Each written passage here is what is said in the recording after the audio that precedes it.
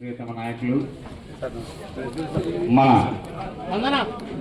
ధర్మపురి నియోజకవర్గ గారికి స్వాగతం సుస్వాగతం. అలాగే మాజీ మంత్రివర్యులు మన జీవన్ సార్ గారిని వేదికపైకి రావాల్సింది కోరుతున్నాను. మన జగిత్యాల జిల్లా డిసిసి అధ్యక్షులు గాలిగి నందనను వేదికపైకి రావాల్సింది కోరుతున్నాను. బ్లాక్ కాంగ్రెస్ అధ్యక్షులు మహిళా ఉపాధ్యక్షురాలు డిస్టిక్ వేదికపైకి రావాల్సింది కోరుతున్నాను. మన రాయకాల్ మండల కాంగ్రెస్ పార్టీ మనం అధ్యక్షులుగా ఏదైతే అనుకున్నామో మన గుర్ర మహేంద్రను కూడా వేదికపైకి రావాల్సిందిగా కోరుతున్నాను. అలాగే మా రాయకల్ పట్టణ మహిళా కాంగ్రెస్ అధ్యక్షురాలు మమత గారిని వేదికపైకి చేసి ఎవరు కూడా ఎదురుపడకండి. అక్కడ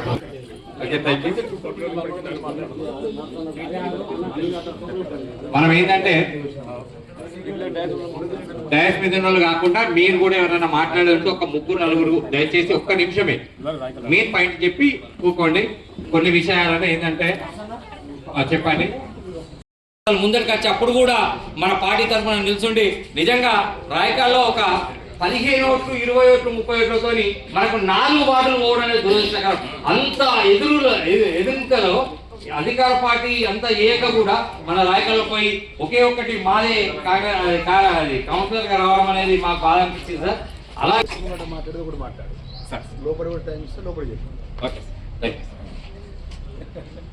సార్ ముందు ఏ విధంగా అయితే మా కార్యకర్తలు కష్టపడ్డ వారు ఉన్నారో అహర్నిశలు 10 సంవత్సరాలు మీతో పాటు మేము పనిచేసాం సార్. అలాగే మేము అన్ని కష్టాలు ఒడిదొడు సమయంలో మాకు కొన్ని కష్టాలు ఎదురవుతున్నాయి. ఆ కష్టాలను దృష్టిలో పెట్టుకొని ఇప్పుడు వచ్చే మున్సిపల్ ఎన్నికల్లో గతంలో వాళ్ళు పోటీ చేసి ఆ సమయంలో కూడా ఇబ్బంది పడ్డ వ్యక్తులు వరకు కూడా మన పార్టీని నమ్ముకొని మన వెన్నంటే ఉండి మన జీవన్ గారి సారథ్యంలో మేము పనిచేస్తున్నాం సార్. ఇప్పుడు దీన్ని దృష్టిలో పెట్టుకొని టికెట్లు అంటే టికెట్లని కాకుండా మంత్రివర్యుల గారికి జగిత్యాల కానీ నాయకులు కానీ ఏం జరుగుతుందనేది వారికి pin to pin point to point ప్రతి విషయం తెలుసు. వారు కూడా నిర్ణయం తీసుకున్నారు. పాత కాంగ్రెస్ పార్టీ కార్యకర్తలకే టికెట్లు ఇప్పించాలని అందన్న ఎట్టి పరిస్థితుల్లో వాళ్ళ కొరకే ప్రయత్నం చేయాలని అందన్న అంటే సార్ మీరు ఏ చెప్తా చేస్తా సార్. మా పెద్ద మనిషికి అంటే మన పెద్ద మనిషి అంటే మా నాయకునికి మన జీవన్ రెడ్డి గారి నాయకునికి ప్రతి విషయం నేను చెప్తాను సార్. మీరు ఏం చెప్తా చేస్తాను సార్ అని చెప్పడం జరిగింది. వారు ఈ నియోజకవర్గ పరిస్థితులను బట్టి ప్రతికూల అనుకూల పరిస్థితులను అధ్యయనం చేసుకొని వారు అధిష్టానం దృష్టికి ప్రతి విషయాన్ని ఎప్పటికప్పుడు అధిష్టానం దృష్టికి తీసుకుపోతుండ్రు. వారు కష్టపడుతుండ్రు. కాంగ్రెస్ పార్టీ ముఖ్య కార్యకర్తలు 2018 కంటే ముందున్న కాంగ్రెస్ పార్టీకి టికెట్ రావాలని వారు ఎంత ప్రయత్నం చేస్తుండ్రో నేను దగ్గరుండి చూస్తున్నా. సరే రకరకాల కామెంట్స్ వస్తాయి, రావని నేను అనట్లేదు. కానీ మేము కాంగ్రెస్ పార్టీ కార్యకర్తల కొరకు నేను గత 40 సంవత్సరాలు కరుడు కట్టిన కాంగ్రెస్ పార్టీ జీవన్ రెడ్డి నాయకత్వం పనిచేసిన అట్లాంటి నాయకులకు కార్యకర్తలకే టికెట్లు రావాలని సభాముఖంగా కోరుకుంటున్నాను మంత్రి గారిని.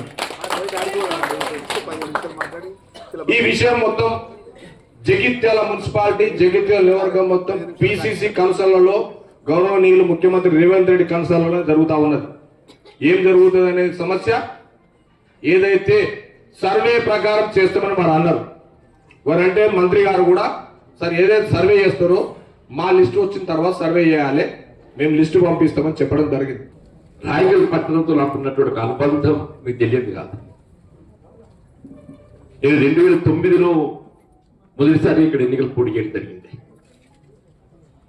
ఇక్కడ వాస్తవంగా రాయగల్ పట్టణం నేను ఈ నియోజకవర్గాల పునర్విభజనతో రాయగల్ ఏదైతే జగిత్యాల నియోజకవర్గంలో భాగం కాబోతుంది అనేటువంటి ఒక భావన రావడం జరిగిందో రాయగల్ అభివృద్ధి నేను దాన్ని ధ్యేయంగా పెట్టుకోవాలనేటువంటి భావన తలపుతోని అప్పుడు మిత్రులు మధ్య నారాయణ గారు సర్పంచ్ ఉంటుంది. రాయగల్ పట్టణం ఏదైతున్నా ఇరుక్కుంటుండే వాస్తు మా నందన పురాస ఎట్టుంటుండేనో గట్టుంటుండే. అప్పుడు గాంధీ చౌక్ వెళ్ళి పెడితే శివాజీ చౌక్ దాకా అంగడి బజార్కి వెళ్ళి అందరిని ఒప్పించి మెప్పించి ఏదైతుందో రోడ్ విస్తరించేది. వారు కూడా అన్నారు సరే సార్ మీరు రోడ్ విస్తరంటే ఏదో రకంగా అందరం త్యాగం చేస్తాం, దాని ఫలితం ఉండాలని చెప్పారంటే నేను మళ్ళీ ఆక్రమణకు గురి కాకుండా డ్రైనేజీలు నిర్మాణం చేయాలి, రోడ్డు విస్తరణ, రోడ్డు నిర్మాణం చేయాలని చెప్పని వాళ్ళు విజ్ఞప్తి ఏంటంటే నేను వెంటనే నేను ఇవాళ మీరు రాయకల్ పట్టణం మీద ఇచ్చినప్పుడు గ్రామ పంచాయతీ మీరు విస్తరణ సంబంధించి, ఎందుకంటే ఇది ఇంటర్లింక్ మీరు మల్లాపూర్కి వెళ్ళి కానీ ఇటు మన మైతాపూర్ కొరుట్ల ఇటు పోయడానికి ఇది ఇదే అప్పుడు ఇంకా మనకి ఈ కడం ఈ బోర్నపేట వంతెన లేకుంటే నిజంగా నేనైతే దాన్ని ఛాలెంజింగ్ తీసుకుని ఏదైతుందో అప్పుడు ఎన్నికల ముందు నేను డ్రైనేజ్ నిర్మాణమే కానీ రోడ్డు నిర్మాణానికి నిధులు కేటాయింపు చేసి వాళ్ళు ఆరంభంగా చెప్పట్టు నేను రాయకలతో నా యొక్క అభివృద్ధికి ఆరంభం అని చెప్పట్టు. సో 2009లో కలిసి 2014 వచ్చిందన్న తెలంగాణ రాష్ట్రం ఏర్పాటు కాబట్టి నేను తెలంగాణ రాష్ట్రంలో శాసనసభ్యుడిగా ఎంపికై శాసనసభ్యుడిగా నా బాధ్యత నా అభివృద్ధి అనేది ఏదైతుందో మనం చేస్తుంటే ఇదేదో మనం మెహర్బానీ చేస్తున్నాం చెప్పి అది కూడా పొరపడుతుందని చెప్పండి. ఒక ప్రజాప్రతినిధి చేసేటువంటి ఒక అభివృద్ధి వారి బాధ్యత అంటుంది.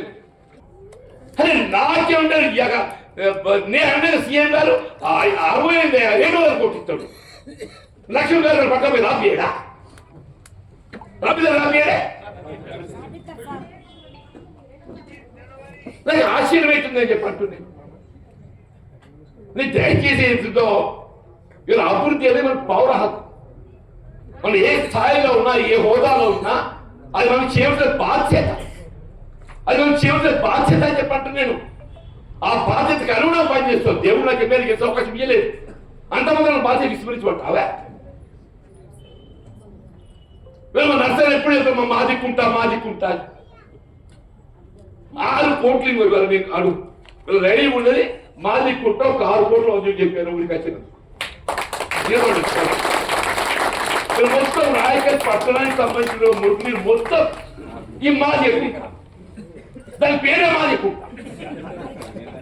నిజంగా సార్ కోపం రాకు మొత్తం అన్ని మొత్తం నేను బోర్డు గిట్ట పట్టుకున్నా రెడీమేడ్. ఇది మినీ ట్యాంక్ బండ్, దీని మన మీద mini tank bund, mini tank bund tank అది అప్పుడెప్పుడో వరదతో ఏదైతుందో ఆ బండ్ బ్రీచ్ చేసి మస్తు రిపేర్ చేసిన కూడా పట్టించుకో నాదులు లేవు. ఇప్పుడు బండ్ ఏదైతే బ్రిడ్జ్ ఫిల్లింగ్ చేయాలి, ట్యాంక్ బండ్ విస్తరణ చేయాలి. ఎస్ఆర్పి గారితో కాలం ఉన్నదన్నా ఇక్కడ మొత్తం రాయకల్ వచ్చిన బీమారులు ఎక్కడ రావే, ఇక్కడ రాయకల్ పట్టణంలో వచ్చేది బీమారు, డెంగ్యూ, మలేరియా, ప్లేట్లెట్ డౌన్, ఎన్ని సీజనల్ రుగ్మతలు ఉంటాయో అన్నికే ఉంటాయి. మీ జగిత్యాల జిల్లానే కాదన్నా మొత్తం సీజనల్ రుగ్మతలు బీమార్లు అన్ని ఇక్కడ ఉంటాయి. కారణం ఇదే మాది. ఇప్పుడు 10 సంవత్సరాలు నాటున్నాయి. ఒక 6 కోట్లు సరే పట్టిలో పెట్టిపోయింది, అది కూడా రాసింది. అదృష్టంగా మీరు వచ్చి మీరు పోతారు, మీ క్యాబినెట్ మీటింగ్ నుంచి వస్తుంటది. షాక్ ఇరిగేషన్ కావచ్చు కాక మాది ఎక్కువ ఉంటారు.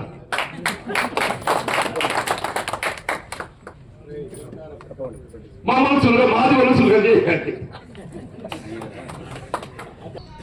2 సంవత్సరాల క్రితం సామాన్య కాంగ్రెస్ పార్టీ కార్యకర్తలు ఎన్ని ఇబ్బందులైనా ఎన్ని కష్టాలైనా కార్యకర్తలను వదిలిపెట్టకుండా పార్టీని వదిలిపెట్టకుండా ఎన్ని అవమానాలు భరించిన ప్రజలు గొప్పవాళ్ళు, ప్రజలు చల్లగా ఎప్పుడైనా తప్పకుండా చూస్తారు.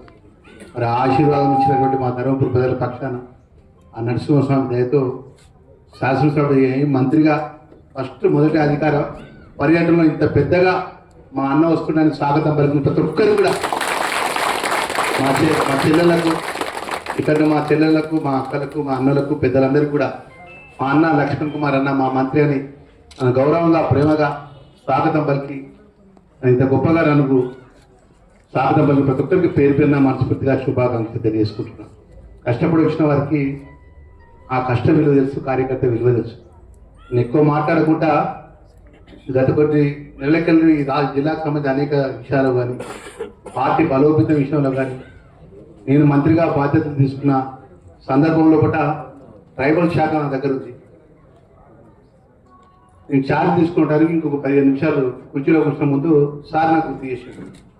జగిత్యాల జిల్లా నుంచి ప్రాతినిధ్యం చేస్తున్నాం లక్ష్మణ్ కుమార్, మంత్రిగా బాధ్యతలు తీసుకుంటున్నాం. మన జగన్నాథపురం సంబంధించిన ట్రైబల్ డిపార్ట్మెంట్ ఉన్నది. ఈ ప్రిన్సిపల్ సెక్రటరీ శరత్ గారు కూడా పక్కనే ఉన్నారు, పిలవండి అని చెప్పి ఎంబడి పిలిచిండు.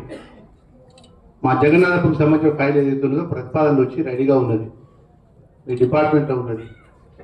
మనం ఎంబడి సంబంధించిన సెక్రటరీ పోయి ఆ ఫైల్ తీసుకొని వచ్చిండు, సార్ ఫైల్ రెడీగా ఉన్నదని. నేను జిల్లా పరిషత్ చైర్పర్సన్గా జిల్లాను నేను నడిపించిన, నాకు తెలుసు రూల్స్ పొజిషన్ ఏంది, చట్టం ఏముంటుంది, ఒక మంత్రిగా నా బాధ్యత ఏందో నాకు తెలుసు. కాబట్టి వెంటనే ఒకటే మాట చెప్పాను, నా ప్రాంతం నా జిల్లా నన్ను ప్రజలు చల్లగా చూసి, మా ధర్మపురం ప్రజలు చల్లగా చూసి, మా జిల్లా ప్రజలను చల్లగా చూడాల్సిన బాధ్యత నాకు ఉంటుంది. కాబట్టి ఆ జగన్నాథపురం బ్రిడ్జికి సంబంధించిన ఎంబడి తక్షణమే శాంక్షన్ సంతకం పెట్టి ఈవినింగ్ కల్లా జీవో ఇవ్వాలని చెప్పేసి ఆదేశాలు రావడం. మరి పార్టీ అధిష్టానం వారికి కానీ కాంగ్రెస్ పార్టీకి సంబంధించిన పెద్దలు కానీ మనకున్నటువంటి కొద్ది రోజులుకున్న సమస్యలన్నీ వారు అన్ని గమనిస్తున్నారు. ఈరోజు సోషల్ మీడియా కాబట్టి మనం మాట్లాడిన సెకండ్లో పాటు ఇప్పుడు ఇది కూడా లైవ్ టెలికాస్ట్ పెట్టినా కూడా ఆశ్చర్యపో ఎంబడైపోతుంది. ఆ విధమైన టెక్నాలజీ ఉంది. ఏదైనా సమస్య పరిష్కారం జరగాలి. నేను కార్యకర్తను పార్టీని నమ్ముకొని పార్టీ పరచుకుంటే నాలాంటి సామాన్యమైన కార్యకర్తలు నేను ఎప్పుడు కూడా నేను జీవితంలో కూడా నేను అనుకోలేదు. నేను రాష్ట్ర క్యాబినెట్లో ముఖ్యమంత్రి పక్కన కూర్చొని చట్టాన్ని చేసి ఆ చట్టాన్ని చేసే హక్కులలో నేను కూడా సంతకం పెట్టి అధికారం దేవుడు నాకు ఇస్తలేను అనుకోలేదు. నేను ఎమ్మెల్యేగా చాలనుకున్నాను. ఎందుకంటే 2009లో 1300 ఓట్లతో ఓడిపోయినా, 2014లో ఓడిపోయినా, 2018 గెలిచినాక కూడా ఓట్టింది ఆ ప్రభుత్వం. అక్కడున్న కార్యకర్తలు, అక్కడున్న పార్టీ నన్ను కూడా ఎన్నో ఇబ్బందులు పెట్టి 17 కేసులు పెట్టిండు. తెల్లారి 4:30కు వచ్చి 3:30కు వచ్చి పట్టుకపోడు, కార్యకర్తలు ఇళ్ళలో ఉంటే రాత్రి 1 గంటకు వచ్చి పట్టుకపోడు. అయినా కూడా ధైర్యంగా ఎదుర్కొన్నామంటే దేవుడు భగవంతుడు మంచి వాళ్ళకు నిజాయితీగా మనం నిస్వార్థంగా ప్రజల పక్షాన్ని నిలబడ్డాం కాబట్టి భగవంతుడు ఎప్పుడో రోజు మంచి చేస్తున్న నమ్మకంతో మేము ఉన్నాం. ఈరోజు ఇంత గొప్పగా రాష్ట్ర క్యాబినెట్ మంత్రిగా మా రాయకల్ మండలానికి ఈరోజు అధికారపరంగా రావడం, మా పాత్రికేయ మిత్రులు కూడా ప్రజల సమస్యల్లో కూడా ఆ యొక్క సమస్యలు పరిష్కారం చేసే గొప్ప అవకాశం దేవుడు నాకు ఇచ్చిండు. 100% జగిత్యాల జిల్లాకు సంబంధించిన అనేక సమస్యల విషయంలో పడ్డారు. బాధ్యత మంత్రిగా మన ప్రభుత్వం దృష్టికి తీసుకెళ్తాన్న విషయాన్ని ముఖ్యంగా నేను మనవి చేసుకుంటూ, ఎందుకంటే మా మిత్రులందరూ ఇక్కడ ఉన్నటువంటి చాలా మంది మిత్రులు వ్యక్తిగతంగా నాకు తెలుసు, కొన్ని విషయాలు బాధపడకుండా మాట్లాడతారు. ఏదేమైనా కూడా కష్టం అనేది ఎక్కువ రోజులు ఉండేది, మంచి రోజులు కూడా అందరికి ఇస్తాయి. ఆ దేవుడు ఎవరికి ఎప్పుడు ఇవ్వాలో అట్లా ఇస్తారు. మరి దానికి ఉదాహరణ నేనే అని చెప్పి మా మిత్రులందరూ కూడా మనవి చేసుకుంటున్నా. దయచేసి మా పార్టీకి మిత్రులు కూడా కుటుంబ పరంగా కాంగ్రెస్ పార్టీ 120 సంవత్సరాల కాంగ్రెస్ పార్టీ పెద్ద కుటుంబం, పెద్ద పార్టీ, చిన్న తగాదాలు ఇబ్బందులు ఉంటాయి, కొన్ని నిర్ణయాలు ఉంటాయి.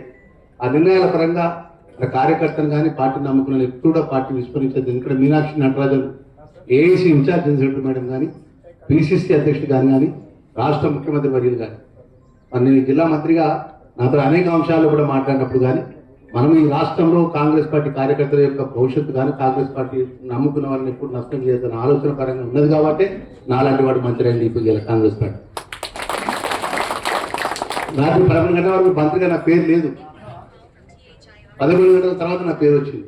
అంటే నమ్ముకున్న కార్యకర్త యొక్క ఆలోచన విధానాన్ని కానీ వాళ్ళ యొక్క భవిష్యత్తు కానీ పార్టీ కూడా అన్ని కూడా సమకూలంగా ఇస్తారు. ఇప్పుడు మన జరిగే సర్పంచ్ ఎలక్షన్స్లో ఎంటైర్ జగిత్యాల జిల్లా అసెంబ్లీలో 92 మంది సర్పంచ్లు గెలిచినారు. అది గ్రామాలలో ప్రజలు మనల్ని ఎంత నమ్మకంతో విశ్వాసంతో కాంగ్రెస్ పార్టీపై ఉన్నారని ఆలోచన చేయండి. ప్రజలు మన పక్షాన ఉన్నారు. ప్రజలకు ఇచ్చిన సంక్షేమ కార్యక్రమాలు ప్రభుత్వం అమలు చేస్తుంది. ఇప్పుడే చెప్పిన మా చెల్లె మాజీ జడ్పీ సభ్యురాలు సన్న బియ్యం కానీ, రేషన్ కార్డు కానీ, ఇందిరా మిల్లు కానీ, 200 యూనిట్ల ఉచిత కరెంటు కానీ, ఇప్పుడే పొద్దున ఉదయం మా మహిళా సంఘ సోదరిమణులకు వడ్డీ లేని రుణాలు ఇవ్వడం కానీ, ఇందులో మా మహిళా చీరలు కానీ, రైతు రుణమాఫీ కానీ, మా అదేవిధంగా నిరుద్యోగ యొక్క ఉద్యోగాలు ఇవ్వడం కానీ అనేక అంశాలు ఒకట గత ప్రభుత్వం 2014 నుంచి 18 నుంచి 23 వరకు ఆర్థికంగా రాష్ట్రాన్ని అతలాకుతలం చేసి కమిషన్లతో కాకతీయ కమిషన్లతో కాళేశ్వరం కమిషన్ మిషన్ భగీరథ అనే ఒక రాష్ట్రాన్ని దోచుకున్నా కూడా ఎక్కడ కూడా ప్రభుత్వం ప్రజలకు ఇచ్చిన మాట, ప్రజలకు ఇచ్చినటువంటి సంక్షేమ కార్యక్రమాలు వెనక్కి తగ్గకుండా ఆ రోజుల్లో తెలుసు జీతాలు ప్రభుత్వం తరఫున ఉద్యోగస్తులు జీతాలు పడాలంటే 15 తారీఖు 20 తారీఖు పడేది. మరి అంత ఆర్థికంగా చిన్నాభిన్నం చేసిన పరిస్థితుల్లో కూడా ప్రజాపాలన కూడా గౌరవ ముఖ్యమంత్రి గారి నేతృత్వంలో కూడా పెద్ద రేవంత్ రెడ్డి గారు బాధ్యతలు తీసుకున్నాక గౌరవ ఆర్థిక శాఖ మంత్రి కానీ ప్రభుత్వం కానీ ప్రజలకు ఏమైతే ఇచ్చిన సంక్షేమ కార్యక్రమాలు కూడా 6 గ్యారెంటీ పథకాల్లో కూడా 4 గ్యారెంటీ పథకాలు అమలు చేసి ఇంకా 2 గ్యారెంటీ పథకాలు 100% రాబోయే 3 సంవత్సరాల్లో కూడా ఆ దేవుడి దయతో మన ప్రభుత్వం గౌరవ ముఖ్యమంత్రి గారి నేతృత్వం అమలు చేస్తాం. ప్రజల యొక్క మన్నువలు పొందే విధంగా ఈ ప్రభుత్వం పనిచేస్తుంది. ఒక మెట్టి దిగి ప్రజలకు ఏది మంచి అయితేదో ఆ విధంగా పనిచేస్తాం. ఇక్కడ మా పాత్రికేయ మిత్రులకు తెలుసు, గత ప్రభుత్వంలో ముఖ్యమంత్రి ఒక ఎమ్మెల్యే ఆ ప్రభుత్వంలో ఉన్న ఎమ్మెల్యే కలవాలన్నా మంత్రి కలవాలన్నా ముఖ్యమంత్రి కలిసేవాడు కాదు. ఈరోజు ఈ పాలనలో కూడా గౌరవ ముఖ్యమంత్రి గారి దగ్గరికి మనం అందరం ఎవరు పోయినా మాట్లాడే అవకాశం ఉంటుంది. మన సమస్యలకు ఈ విషయంలో కూడా ఏ సమస్య చెప్పినా కూడా ఒక మాట నేను ముఖ్యమంత్రి గారు నేను ఒక మాట్లాడిన గవర్నమెంట్ చెప్పుగా ఉన్నప్పుడు మాట్లాడిన అసెంబ్లీ అయిపోయినాక నేను అడిగిన అన్న ఎక్కడ పోయినా ఒక మాట అడుగుతున్నాను మా 4 ఇచ్చింది కానీ మా చెల్లెలు మహాలక్ష్మి మా పథకం ఏందన్నా మా సంగతి ఏందని మా చెల్లెలు అడుగుతాను. మా 200 పెంచిన 4,000 ఎప్పుడు ఇస్తామని అడుగుతాను. అంటే ఒక మాట చెప్పిన లక్ష్మణ సంవత్సరంన్నర అవుతుంది, ఇంకా 3.5 సంవత్సరాలు అంటే అసెంబ్లీ జరిగేటప్పుడు. ఏదేమైనా కూడా మనం చివరి ఎలక్షన్స్ 1 ఇయర్ ముందు ఆర్థికంగా ఎంత భారం ఉన్నా ప్రజలకు ఇచ్చిన 6 గ్యారంటీ పథకాలు మహాలక్ష్మి చెల్లెళ్ళకి ఇచ్చే 2,500 కానీ 2,000 ఇచ్చే 4,000 విషయంలో